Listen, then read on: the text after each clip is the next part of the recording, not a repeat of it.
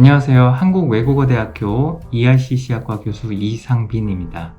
저는 고려대 불어불문학과를 졸업했고요. 서울외국어대학원 대학교 통번역대학원 한영과 석사, 그리고 한국외대 통번역대학원 박사를 거쳐서 지금 이 자리에 있습니다.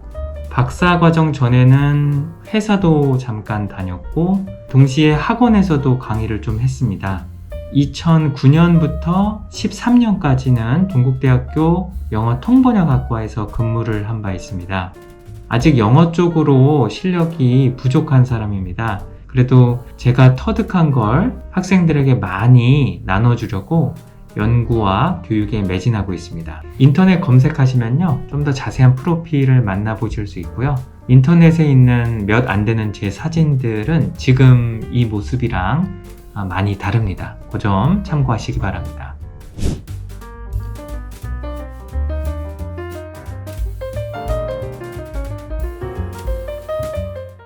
EICC학과에 대해서 간략히 소개 말씀드리겠습니다.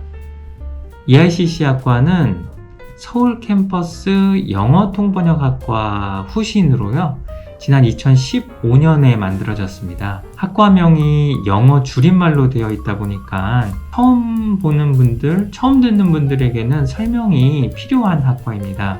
한국어로 바꾸면 국제회의 통번역 커뮤니케이션 학과, 이 정도로 풀어서 말씀드릴 수 있겠습니다. 통번역과 이문화 환경을 기반으로 고급 실무 영어를 가르치는 학과로 이해를 하시면 되겠습니다. EICC라는 영어 약자가 낯섭니다. 그죠? UN, APEC, IMF 이런 약자에 대해 사람들이 크게 궁금해하지 않잖아요. 유명하니까. 제 욕심 같아서는요, EICC 학과도 그랬으면 좋을 것 같습니다.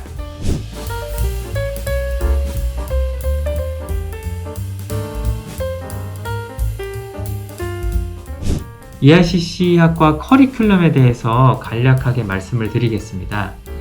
EICC 학과 커리큘럼은요, 과거 영어 통번역학과 시절에 만든 통번역 커리큘럼을 기반으로 운영을 하고 있습니다. EICC 학과는 통번역뿐만 아니라 주변 학문을 폭넓게 다루고 있어요. 또 앞으로도 그럴 거고요. 조금씩 EICC 학과는 커리큘럼에 변화를 주어 왔습니다. 지난 몇 년간 전통적인 통번역 수업 중심에서 벗어나서 다변화를 꾀하고 있는데요.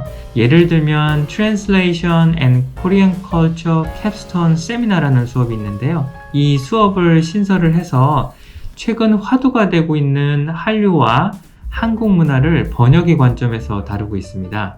그리고 Legal English라는 수업도 있는데 법학 전문 대학원을 준비하는 학생들이나 법에 대해서 관심 있는 학생들에게 조금이나마 도움이 되고자 얼마 전부터 이 수업을 신설 운영하고 있습니다.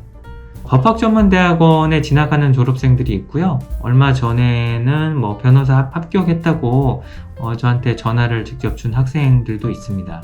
통번역 분야도 변화를 안 한 건 아니에요. 예컨대 컴퓨터 보조 번역이라고 CAT 수업이라는 게 있는데 이걸 얼마 전에 개설을 해서요, 최근 업계 동향을 학과 커리큘럼에 조금이나마 반영을 하고자 노력을 했습니다.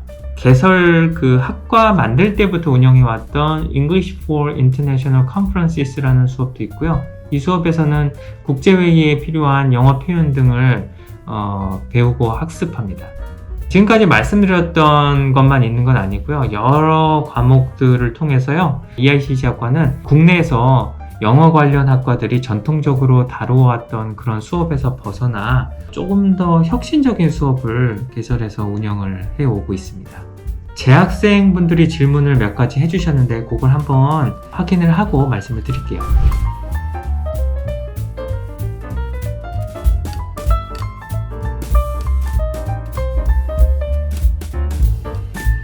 통번역 일을 업으로 삼고 싶으면 꼭 통번역대학원에 가야 하나요? 이런 질문을 해주신 분이 계시네요. 결론부터 말씀드리면 통번역대학원이 통번역 진로를 위한 필수 조건은 아닙니다. 예를 들면 번역대학원 졸업자가 아니더라도 번역자로서 성공할 수 있어요. 그런데 저는 통번역에 진짜 관심이 있고 실력도 되고 열심히 공부할 자신이 있다면 대학원을 추천하고 있습니다. 그 이유는요, 대학원에서 통번역과 관련해 좀 더 깊이 있는 지식을 배울 수 있고요. 무엇보다도 대학원 졸업장이 주는 상징성과 파워가 있기 때문입니다. 옆에서 함께 공부하는 동기들도 수준이 높고 그들로부터 자극도 받을 수 있고요. 통번역대학원 졸업하면 관련 업계에서 좀 더 좋은 조건으로 좀 더 편하게 일할 수 있는 장점이 있습니다.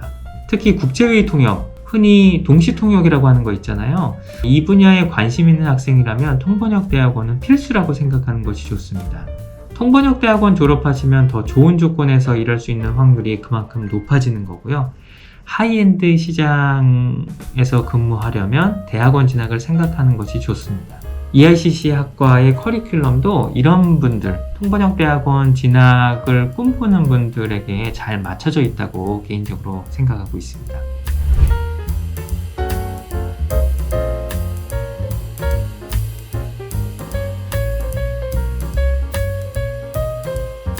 최근 파파고 같은 기계번역 기술의 발달로 통번역사 입지가 좁아졌다고 많이 얘기를 하잖아요. 기계번역에 밀리지 않을 경쟁력을 어떻게 하면 갖출 수 있을까? 이런 질문을 해주신 분이 계시네요. 최근 기계번역이 급성장했죠. 그로 인해서 통번역사 입지가 좁아지고 있는 게 사실이에요. 여기는 번역에 대해서 깊이 알지 못하는 일반인들의 고정관념이 사실 반영되어 있는 것도 사실입니다. 그런데요, 기계번역에만 의존하거나 기계번역에 크게 의존해야 하는 시장이랑 전문 통번역사가 필요한 시장은요, 분리되어 있어요. 이게 중요한 회의 통역, 중요한 문서 번역, 예를 들면 문학작품 번역, 이런 것들은 기계에 맡기지 못하잖아요. EICC 학과나 아까 전에 말씀드린 통번역대학원, 이런 교육기관에서는요, 기계번역으로 대체될 수 있는 그런 인력을 양성하는 게 목표가 아니에요. 기계번역이 쓸모가 없다거나 품질이 나쁘다, 완전히 나쁘다, 항상 나쁘다, 그런 뜻이 아닙니다. 기초단계 번역이나 어떤 특수한 조건, 포스트 에디팅이라고 하는 게 있는데 빠른 시간을 요하는 그런 번역 작업에서는 기계 번역의 효용이 크죠. 저 같은 번역사들도 기계 번역 활용합니다. 유용해요. 저는 수업 시간에 기계 번역과 기계와 친구가 되라고 말합니다. 좀 더 정확히 말씀을 드리면 기계는 번역사들이 이렇게 경쟁을 해야 할 대상이라기보다는 번역사가 이용해야 할 도구예요. 도구.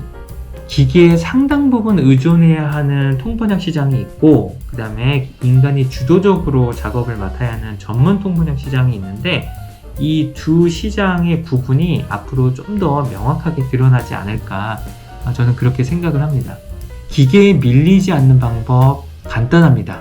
간단하다고 말씀드리긴 좀 그렇지만 사실은 영어와 한국어 실력을 높이 끌어올려야죠. 번역, 통역은 단순한 스킬, 테크닉 그런 게 아니에요.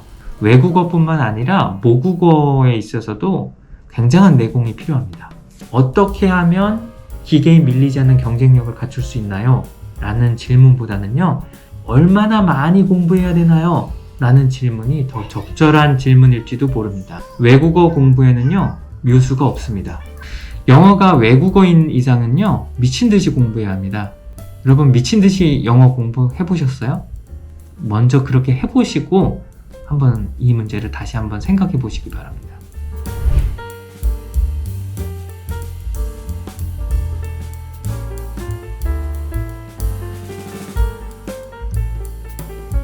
자, 다른 질문으로 넘어갈게요. 저는 해외 유학 경험이 없는 학부생인데 발음이 좀처럼 자연스럽게 나오지를 않습니다. 교수님의 발음 및 인토네이션 공부법이 궁금합니다. 영어 발음 인토네이션, 이런 거는요, 제가 좋은 답변을 드릴 수 없는 질문입니다. 저도 발음이 좋지 않거든요. 참고로 전 진짜 토종이에요. 외국 나가는 비행기도 30살이 돼서야 처음 타봤거든요. 소위 국내파에 대한 일종의 환상 같은 게 있는 건 알고 있습니다. 그래서 어떤 사람들은 남들 속여가면서 자신이 국내파인데 영어를 정말 잘한다고 광고하는 사람도 일부 있긴 있어요. 저는 실력도 아직 부족하고요. 국내파를 막 내세우는 사람도 아니고, 국내파들에게는요, 사실 한계가 있는 건 분명해 보여요. 없는 게 사실 이상해요. 물론 내공이 있는 분들도 있긴 있는데, 나이가 들어서 발음 같은 거 공부하는 거, 발음을 완전히 바꾼다? 이런 거는 본연적으로 한계가 있죠. 제가 드릴 수 있는 조언은요, 발음이나 외형적인 영어로 영어 실력을 끌어올린다고 생각하기보다는 컨텐츠가 정말 우수한 영어를 할 수 있는 진정한 실력자가 되는 것이 더 좋다는 겁니다. 영어 발음, 인터네이션 좋은 사람들도요, 영어 내용을 잘 들어보면 내용이 부실하거나 문법이 상당히 많이 틀리거나 뭐 여러 가지 문제가 확인되는 경우들이 종종 있습니다. 영어 고수들은 영어 실력 판단할 때 1차적으로 영어에 담긴 컨텐츠를 확인해요. 컨텐츠가 문제가 없다면 발음도 좀 더 진지하게 한번 생각을 해보시고요.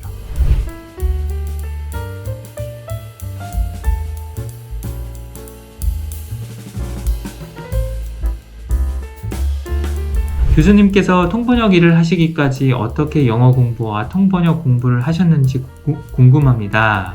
아까 말씀드렸듯이 저는 학부에서 불어 불문학을 전공을 했습니다. 영어로 진로를 잡아야겠다고 생각하고는 2학년 말부터 시간이 나면 영어 공부만 했어요. 복수 전공도 안 했습니다. 좀 위험하긴 했지만 그래도 영어 영문학이나 뭐 영어 관련 전공생들보다 영어에 노출되는 시간이 적었기 때문에 개인적으로 어려움을 많이 느꼈습니다.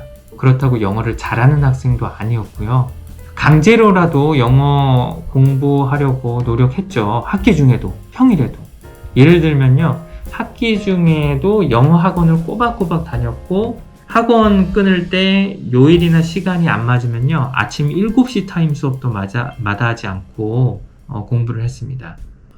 영어 공부만 엄청 하면은요, 꿈도 영어로 꿔요. 저는 고등학교 때 수학을 무척 좋아했고요. 언어 관련 과목들은 그닥 좋아하지 않았어요. 대학교 다닐 때 그래서 좀 후회를 했었죠. 수학 공부한 시간이 영어의 한 3배 정도 됐으니까. 대학교 때는 리스닝 공부를 위해서 거의 매일 긴 영어 뉴스 하나씩 들었고요. 신문, 잡지 이런 거 많이 읽으려고 했습니다. 가급적이면 뭐 지하철 같은 데서 시간 아까우니까 그런 데서 읽었고, 좋은 글에 나오는 표현들은 따로 정리를 해서 외워두고 번역이나 일반 라이팅 할 때 써먹으려고 노력을 했습니다. 영어 말하기, 듣기, 쓰기, 읽기 이 네 영역은 한꺼번에 이렇게 같이 올려야 돼요. 실력을 어느 하나만 막 공부한다고 해서 막 이렇게 올라가지 않아요. 이 네 영역이 서로 줄로 이렇게 연결이 되어 있어가지고요, 올라가다 보면 딱 걸려요. 줄 길이가 다 되면은 4가지 영역을 같이 끌어올려야 전체적인 영어 내공이 올라갑니다. 외국어는 정말 많이 외워야 해요. 어떤 면에서는요, 저는 암기 과목이라고까지도 얘기를 합니다. 외운 걸 계속 또 써먹으려고 노력도 하셔야 되고요.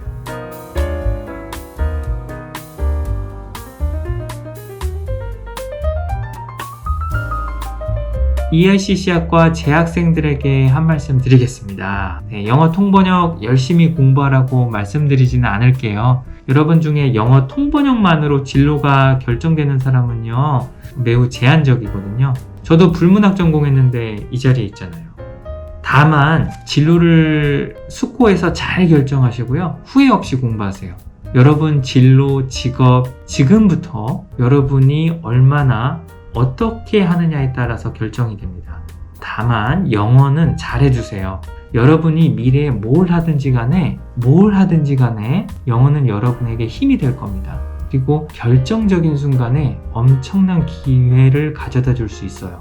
주변 시선 의식하지 마세요. 저 친구는 저렇게 잘하는데 나는 왜 이렇게 여기가 안 될까? 적절한 스트레스는 좋지만 너무 스트레스 받지 마시고, 주변 의식하지 마시고, 자신만의 계획을 세우시고 자신만의 페이스를 따라 열심히 공부하시길 바랍니다.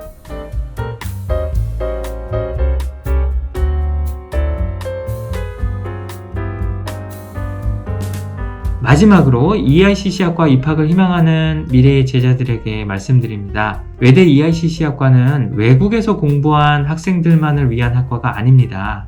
EICC학과는요, 영어를 정말 잘하고 싶은 학생, 국제 무대나 이문화 상황에서 영어로 솜씨를 발휘하고 싶은 학생, 그쪽으로 진로를 갖고 싶은 학생들을 위한 학과라고 보시는 게 맞습니다. 요즘 우리가 말하는 영어 실력이란 현장에서 요구되는 고급 영어를 얼마나 잘 쓸 수 있느냐로 판단하잖아요. EICC 학과는요, 그런 영어를 가르치는 학과입니다. 수능 영어만 공부한 학생들, 특히 말하기나 쓰기, 이런 실무 영어를 잘하고 싶은 학생들, 그런 학생들이 와서 열심히 공부하고 자신의 실력을 업그레이드해서 졸업하실 수 있으면 좋겠습니다. 감사합니다.